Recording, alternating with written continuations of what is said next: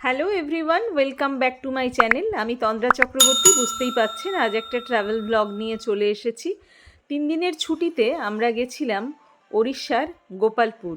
যেখানটা দেখা যাচ্ছে এটা হচ্ছে ব্রহ্মপুর।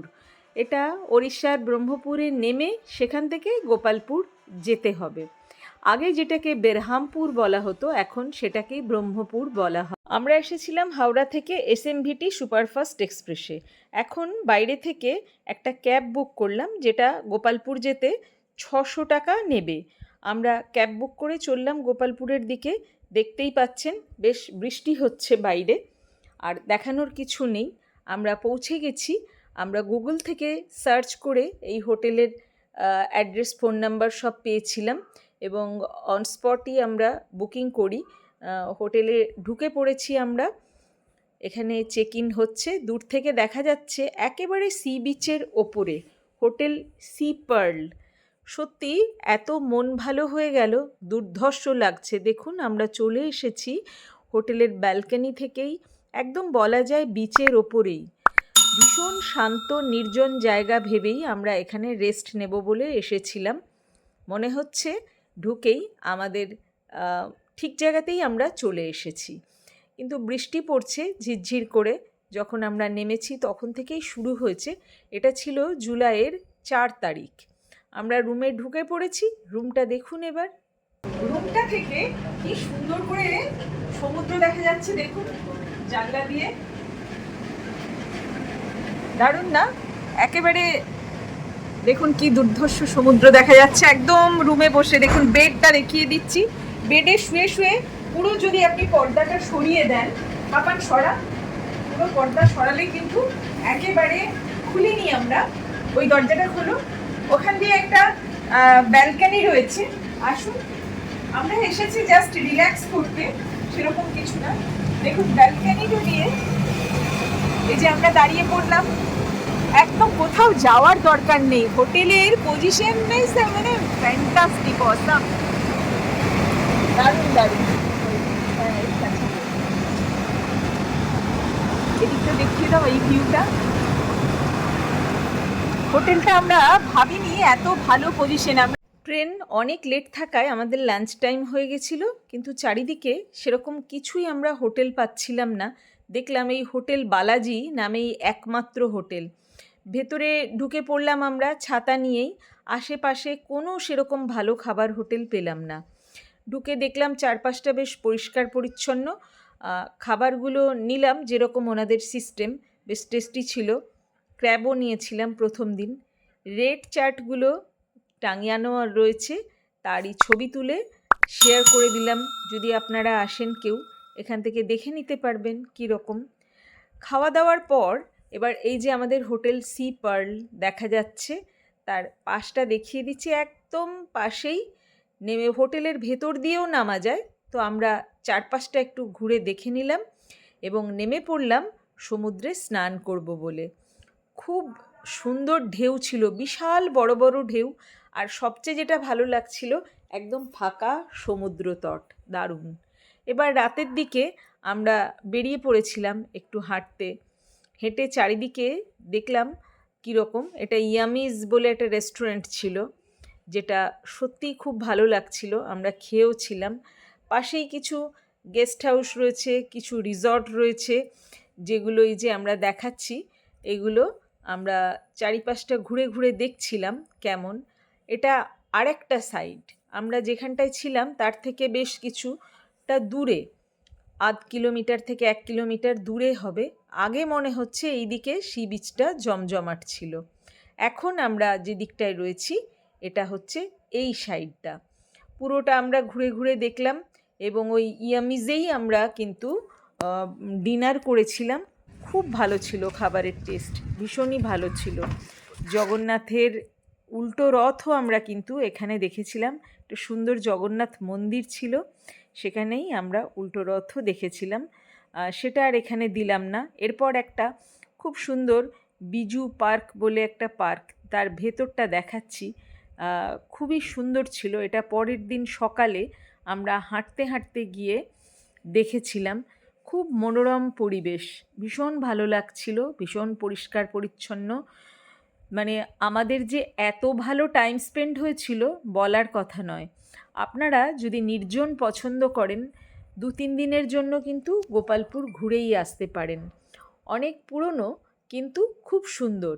পরের দিন আমরা নেমে পড়েছিলাম ঝিরঝিরে বৃষ্টিতেই সি বিচে। সি বিচে সেরম পুরীর মতো দীঘার মতন দোকান সেরম নেই, খুব কম। আর এরকম হেঁটে হেঁটে বিচ এনজয় করেছিলাম তারপরের দিন সকালে। এবং হাঁটতে হাঁটতে পেয়ে গেছিলাম এক কৃষ্ণ মন্দির, ভীষণ সুন্দর, পরিষ্কার, একেবারে প্রাচীন কৃষ্ণ মন্দির। ভিতরে পুরোহিত মশাই আমাদের সঙ্গে খুব ভালো ব্যবহার করেছিলেন। এখানে কৃষ্ণের মূর্তি রয়েছে এবং রুক্মিণী এবং সত্যভামাও রয়েছেন। আমরা পুজো দিয়েছিলাম, সেদিন আমাদের অ্যানিভার্সারি ছিল।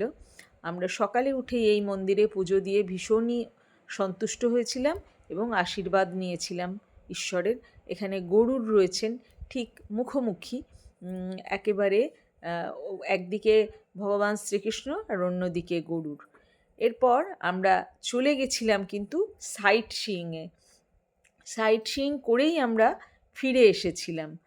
আর আমরা সাইট সিইংয়ে প্রথমেই যে জায়গাটা গেলাম, এই যেটা হচ্ছে তাম্পারা লেক, খুব সুন্দর ছিল। বোটিংয়ের ব্যবস্থা আছে, দূর থেকে দেখা যাচ্ছে, কিন্তু আকাশের অবস্থা ভালো ছিল না এবং সেরকম পার্টনার পাইনি বলে আমরা বোটিং করিনি। এখানে ফুল বোট নিলে 2700 টাকা, আর খোলা যে বোটগুলো রয়েছে ওগুলো পার হেড 200 টাকা করে। সেদিন এত ফাঁকা ছিল, লোক সংখ্যাও কিছুই সেরম ছিল না, তাই আমরা আর সাহস করে এই লেকে বোটিং করিনি, শুধু চারিদিকের ভিডিওগ্রাফি করেছি।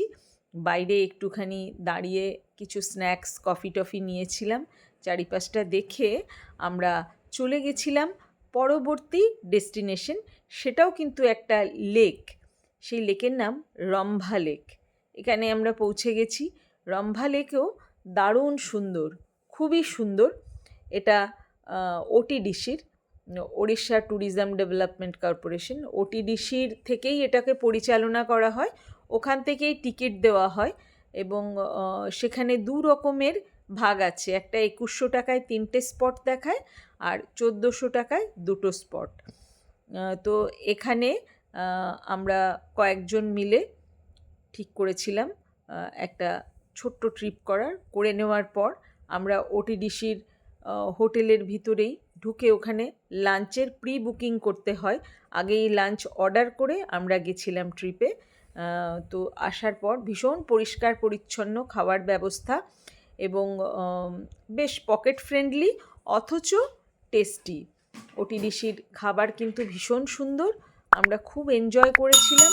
এরপর আমরা চলে গেলাম মা তারাতারিণীর মন্দিরে শক্তিপীঠে। এখানে রোপওয়ে আছে। এটা ব্রহ্মপুর থেকে 28 কিলোমিটার দূরে, পুরুষোত্তমপুরের খুব কাছেই, কুমারী হিলসের ওপরে। তো আমরা এখানে দাঁড়ালাম। পার হেড 65 টাকা করে টিকিট রোপওয়েতে। রোপওয়ে কিন্তু খুব ভালো করে কেবিনগুলো চেক করে নেওয়া হলো। একটা ট্রিপ কেউ নেমে গেল, আমরা তাতেই উঠে বসলাম। এই চেকিংটা বেশ ভালো করেই করা হলো, অনেকটা সময় নিয়ে। এবার আমরা রোপওয়েতে কীভাবে এনজয় করলাম, মোবাইলে একটু ভিডিওগ্রাফি করলাম। এই যে দেখা যাচ্ছে সামনে থেকে আমরা উঠছি, এটা পেছনটা, এই কতটা দেখাতে পারছি বা বোঝাতে পারছি বুঝতে পারছি না। খুব এনজয় করেছিলাম। একবার দাঁড়িয়েছিল, মিনিট 10-এর মধ্যেই আমরা কিন্তু ওপরে কুমারী হিলসে শক্তিপীঠে মায়ের কাছে পৌঁছে গেলাম। এই সিঁড়ি বেয়ে আমরা এবার চলে যাচ্ছি ওপরে মন্দিরে। দেখা যাক, ওপরে আশা করছি খুব সুন্দর, কেননা পুরো রাস্তাটা আমরা এত সুন্দর লাগছিল। এই যে আমরা ওপরে চলে এসেছি, অসম্ভব ভালো লাগছে, দুর্ধর্ষ স্থাপত্য, ভাবতেই পারিনি। আমরা আগে একটুখানি জেনেছিলাম এখানে মা তারাতারিণীর শক্তিপীঠ, যে 4টে শক্তিপীঠ আছে তার মধ্যে একটা এই মা তারাতারিণী কুমারী হিলসের। ভীষণ সুন্দর, একেবারে আকাশ মাটিতে কানাকানি। পাহাড়ের ওপর থেকে মনে হচ্ছে আকাশ মেঘ সব ধরে ফেলতে পারবো। দেখুন কতটা দেখাতে পারছি, অদ্ভুত কারুকার্য। আপনারা আসতে চাইলে আসতে পারেন। পুরো মন্দির ঘুরেছিলাম। ভেতরে তো অ্যালাউড নয় ক্যামেরা, বাইরে প্রচুর বাঁদর এবং তাদের অত্যাচারের কোনো শেষ নেই। যাই হোক, সব মিলিয়ে মন্দিরটা ভীষণই ভালো লেগেছিল। পুরো ট্রিপ খুব সুন্দর ছিল। আপনাদের ভিডিও ভালো লাগলো কি না অতি অবশ্য জানাবেন। কতটা ভালো লাগলো জানালে ভালো লাগবে। আমি তো ট্র্যাভেল ব্লগার নই, কোনো ট্যুরের ভ্লগ তখনই নিয়ে আসি যখন কোথাও বেড়াতে যাই অফ টাইমে, সেই সময়, এবং সেটা শেয়ার করি। আপনাদের যদি ভালো লাগে আপনারা কমেন্ট বক্সে অবশ্যই জানাবেন। এই ভালো লাগাগুলো শেয়ার করতে পারলে নিজেদেরও ভালো লাগে। আর আপনারা যদি মনে করেন কেউ গোপালপুর যেতে চান, নির্জনে কটা দিন কাটাতে চান, আপনারা কিন্তু কাটাতেই পারেন। আমরা খুব শীঘ্রই আবার অন্য কোনো ভ্লগ নিয়ে আসব। সেগুলো ট্র্যাভেল ভ্লগ নাও হতে পারে। আমরা মোস্টলি স্যালনের ভ্লগই দিই, স্যালনের ভিডিওই দেব। পুরো মন্দিরটা কিন্তু ইতিমধ্যে ঘুরে দেখিয়ে দিলাম। আপনারা আমাদের Facebook page Tandra's makeup designing and beauty শ্যালো কাটোয়াতে ফলো করতে পারেন। আমাদের ইনস্টাগ্রাম হ্যান্ডেল টি চক্রবর্তী ওয়ানেও ফলো করতে পারেন। আর আমাদের চ্যানেল সাবস্ক্রাইব করার অনুরোধ রইল। তন্দ্রাজ সাজাবো যতনে কাটোয়া বেল বাটন অল করে দেবেন, যাতে আপনারা আমাদের থেকে কোনো ভিডিও মিস না করেন। আপনাদের ভিডিও শেষ পর্যন্ত দেখার জন্য অজস্র ধন্যবাদ। সবাই সঙ্গে থাকবেন। সকলের কমেন্টস অত্যন্ত মূল্যবান। আমরা আপনাদের কমেন্টসগুলো পেলে আরও ভালো ভিডিও বানাবার জন্য অনুপ্রাণিত হতে পারবো। দেখুন, দূর থেকে আরও একবার পুরো মন্দিরের ভিউটা দেখিয়ে দিলাম। আমরা এবার মন্দিরের ব্যাক সাইডে চলে এসেছি। সেখান থেকে কীরকম লাগছে মন্দিরটা সেটাও আমি দেখিয়ে দিচ্ছি। এইবারে একদম দেখুন, ওপর থেকে নিচেটাও দেখিয়ে দিলাম কেমন লাগছে। যতটা পারলাম জুম করে নিচেটা দেখিয়ে দিচ্ছি। এরপর আমরা এই যে ব্যাক সাইডে চলে এসেছি। ব্যাক সাইড থেকে মন্দিরের ভিউ কিন্তু আরেকটু অন্য রকম। পুরো মন্দিরটা ঘিরে রয়েছে নানান রকম ভাস্কর্যে। ওই যে একেবারে পুরো আকাশ মাটি পাহাড় মিলেমিশে একাকার, ভীষণই সুন্দর, অবর্ণনীয় সৌন্দর্যে ভরপুর। বোধহয় এই পুরো ট্রিপটায় সমুদ্র ছেড়ে দিলে এই মন্দিরটা সবচেয়ে ভালো লাগলো। পারলে আপনারা ঘুরে আসবেন। একদম ওপর থেকে ভিডিওটা বানাচ্ছি, একটু এটা পিছন দিকে চলে এসেছি, যেখান থেকে এই যে একদম পুরো মন্দিরটা দেখা যাচ্ছে পিছন থেকে। আমাদের তো ভীষণ ভালো লাগলো। আপনাদের কেমন লাগলো জানাতে ভুলবেন না। সবাই ভালো থাকবেন।